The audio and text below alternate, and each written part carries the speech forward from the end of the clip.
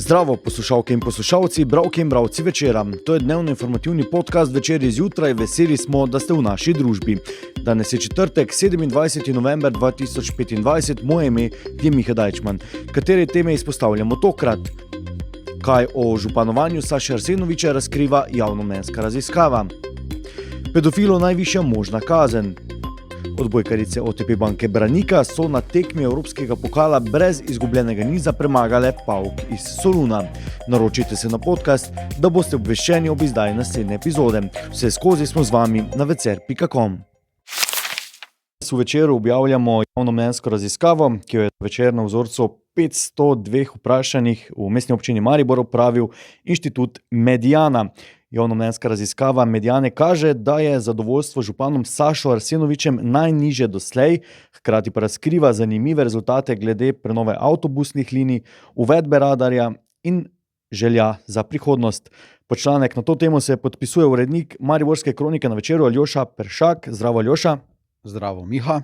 Aljoša, kako se ocena zadovoljstva županom Arsenovičem primerja z rezultati preteklih let? Kakšna v bistvu je ta ocena? Najprej naj povem, da na Večeru že nekaj let nismo izvedli kakšne javnomnenjske raziskave o zadovoljstvu z županom, zato je ta v današnjem Večeru zelo dragocena. Saj eno so občutki meščanov, nekaj povsem drugega pa izmerjen utrip javnega mnenja. No, in eno leto pred novimi lokalnimi volitvami ta ni ravno nameril visoke podpore županu Arsenoviču. Mariborčani so ga ocenjevali z oceno od 1 do 5 in povprečna ocena 2,6 je najnižja doslej med različnimi javnomnenjskimi anketami. Med letoma 2019 in 2021 recimo, v času prvega mandata Arsenoviča se je po raziskavah Nina Medije njegova povprečna ocena gibala med 2,81 in 3,31. Letošnja lestvica zadovoljstva z župani mestnih občin pa je župana Arsenoviča uvrstilo na 8. mesto z oceno 3,01. Ali drugače, današnja raziskava v Večeru je pokazala, da je z županovanjem Saše Arsenoviča zelo zadovoljnih le 6% meščanov, medtem ko je zelo nezadovoljnih več anketiranih kar 23%. Kako so Mariborčani zadovoljni s prenovo avtobusnih linij? Ja, v tokratni raziskavi smo Mariborčanom zastavili kar nekaj vprašanj in odgovori razkrivajo tudi, zakaj župan Arsenovič ne uživa ravno visoke podpore. Prenova avtobusnih linij je v Mariboru zaživela konec januarja letos, anketa pa je pokazala, da je največ tistih, ki prenove ne ocenjuje niti pozitivno, niti negativno, kar je prineslo povprečno oceno 2,8. Med tistimi, ki vsaj enkrat mesečno uporabljajo mestni avtobusni prevoz, je 23% zelo nezadovoljnih, medtem ko je zelo zadovoljnih le 8% anketiranih. Gremo še na radarje. Ti so dvignili kar nekaj prahu, v bistvu gre za en radar, da smo natančni. So vprašani podprli uvedbo radarja v mestu? Čeprav je Mariborska občina za zdaj najela samo en radar, ta nima večinske podpore v mestu. 56% vprašanih namreč ni naklonjenih temu ukrepu, podpira pa ga 36%. Miha, a je tebe morda že ujel pri prehitri vožnji? Na srečo ne. Upam, da ne. Mislim, dobenega listka nisem dobil, tako da ja, ne. Ja, saj, če bi te ujel, bi dobil položnico, ne, tako da. Okay, torej, očitno je kar nekaj ljudi že prejelo položnico, da je v bistvu to nezadovoljstvo prisotno. Gremo še na vprašanje, ki pa se mi zdi v tem primeru, v tem času kar ključno. Mariborčani se počutijo varne, ne? Je to vseeno ena dobra novica iz te javnomnenjske raziskave? Res je, raziskava je pokazala, da se počutijo varno. Odgovor počutim se varno in počutim se zelo varno je izbralo 64% vprašanih, kar je prineslo povprečno oceno 3,6. Aljoša, ker prihajamo v predvolilno leto, bo naslednjo vprašanje eno ključnih, katere razvojne spremembe si Mariborčanki in Mariborčani želijo v naslednjih 5 letih. Ja, tudi v tem primeru so meščani izrekli nekakšno nezaupnico politiki župana Arsenoviča. Pri tem vprašanju so lahko recimo izbirali med več odgovori. Največ Mariborčanov pa je med spremembami izbralo gradnjo cest, stavb, pločnikov in kanalizacije, kar 71%, najmanj pa recimo urejanje izgleda centra mesta, samo 29%. Ta del je že urejen, tako da potrebe potem morda ni. Tudi res, ja. Aljoša, v torek popoldan in v noč si bil na seji mestnega sveta. Kateri so glavni poudarki seje? o katerih seveda si že pisal v Večeru. Ja, najprej bi še omenil, da bomo v Večeru v naslednjih dneh objavili še drugi del javnomnenjske raziskave. Mariborčani smo vprašali tudi, katero stranko bi volili, če bi bile danes parlamentarne volitve in kako dobro poznajo poslance iz Maribora. Napovedujem zelo zanimive odgovore. Kar pa se tiče torkove seje mestnega sveta, ja, zelo se je zavlekla. Veliko govora je bilo o gradnji novih stanovanj v mestu. Glavna novica je bila, da je stanovanjski projekt v Dvoržakovi dobil gradbeno dovoljenje. Zaiskrilo pa se je ob razpravi o preplačanih storitvah Nigrada, kjer je tudi župan Arsenovič priznal, da so nekatere njihove storitve predrage. Se te je presenetil ta odziv Saša Arsenoviča? Ne, ker analiza, ki jo je pripravila svetniška skupina SDS, je z številkami dokazala, da so te storitve res previsoke.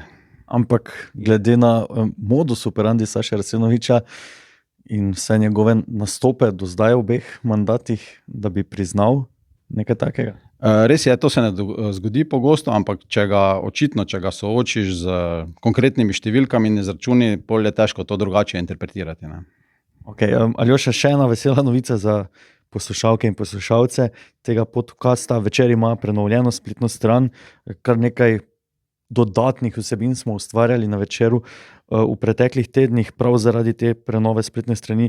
Prosim, mogoče, če našteješ nekaj lokalnih tem, s katerimi zdaj vabimo k branju.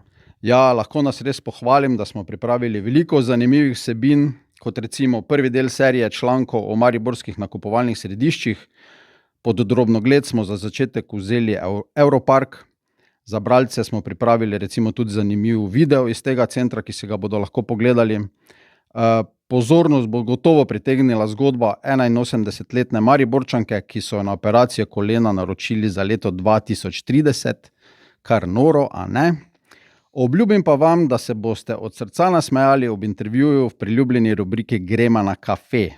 Miha je namreč gostil šefa Maka Davida Vračka in v uvodu intervjuja Miha si zapisal: Vračko komunicira v aforizmih, z njim se ne pogovarjaš, ampak rešuješ rebuse. Tako da, kako je po tvoje uspel ta socialni eksperiment?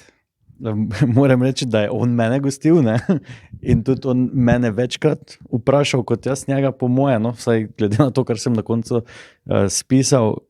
5 ur smo se družili z Davidom Vračkom, res zanimiv tip in po eni strani sem zelo vesel, da imamo v Mariboru takšne ljudi, takšne, ne smem reči posebneže, ampak genialce po eni strani. Ne. Zdaj njegov nastop v njegovi restauraciji razdvaja, imaš tiste, ki so res navdušeni nad njim, pa tudi takšne, ki se tja ne vrnejo več, ker jih pač preseneti svojim nastopom, ampak to, kar je ustvaril, to, kar ustvarja zdaj že 14 let na Pobrežju, tudi med drugim njegov McDonald's, ki ga je imel za teden restauracij pred kratkim, je nekaj, kar moramo v Mariboru ceniti. Hvala, da si izpostavil ta intervju.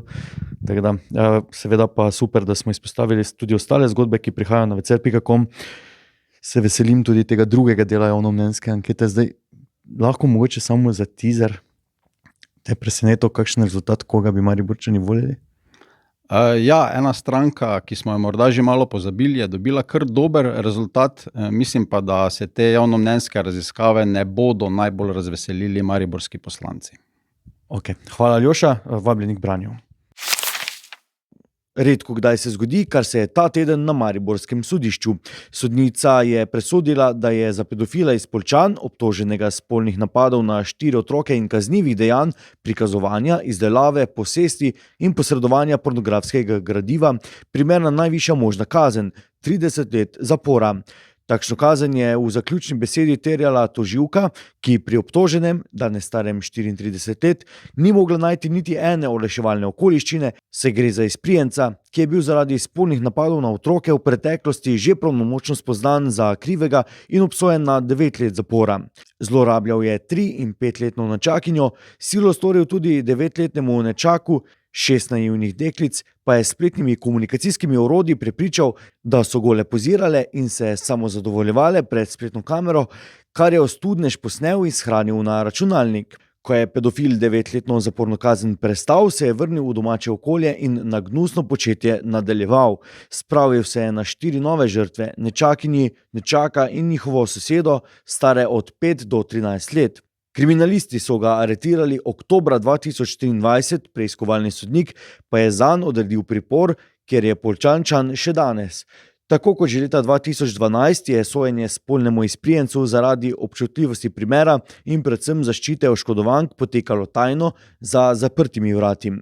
Po sklenitvi dokaznega postopka in zaključnih besedah tožilstva in obrambe pa je sodnica v torek izrek sodbe odprla za javnost in vsaj delno razgalila grozljivo početje obtoženega.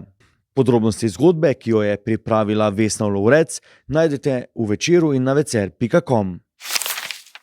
Odbojkarice OTP Banke Branika so na tekmi Evropskega pokala brez izgubljenega niza premagale PAOK iz Soluna.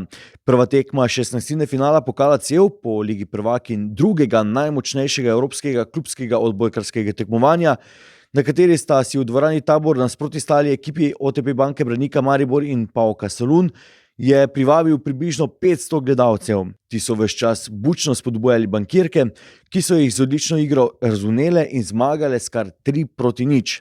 S tem so si priigrale pomembno prednost pred povratno tekmo, ki bo čez teden dni v Solunu.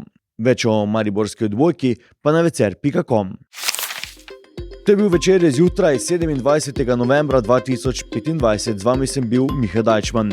Kakovostno novinarstvo lahko podprete tako, da se naročite na tiskani in spletni Večer, postanete naš sledilec in bralec na družbenih omrežjih, naročnik naših podcastov in newsletterjev. Tako boste podprli novinarstvo, ki prinaša avtentične vsebine, ki jih pripravljajo naši novinarji in jih druge ne boste našli. Želimo, da razumete, kako se vrti svet, želimo vam odstreti vpogled v čas in prostor, v katerem živimo. Veseli bomo, zelo veseli bomo vaših komentarjev, pobud in kritik na različnih kanalih. Se beremo odslej na prenovljeni spletni strani in se slišimo.